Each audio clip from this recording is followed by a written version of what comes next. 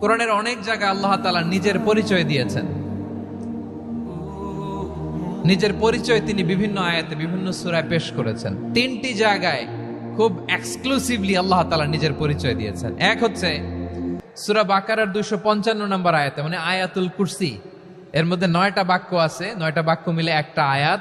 এই আয়াতে আল্লাহ তাআলা খুব চমৎকার ভঙ্গিমায়, চমৎকার ভাষা শৈলী ব্যবহার করে, খুব উচ্চাঙ্গের আরবি সাহিত্য দিয়ে একটি আয়াত নাজিল করেছেন। এই আয়াতটার নাম হচ্ছে আয়াতুল কুরসি।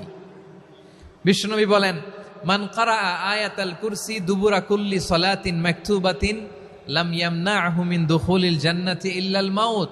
প্রত্যেক ফরজ নামাজের পরে যে আয়াতুল কুরসি পড়বে তার জান্নাতে যাওয়ার ক্ষেত্রে আর কোনো বাধা থাকে না, একটা জিনিস ছাড়া, সেটা হচ্ছে মৃত্যু, মরণ। লোকটা মরে না তাই জান্নাতে যায় না, মরলেই জান্নাতি।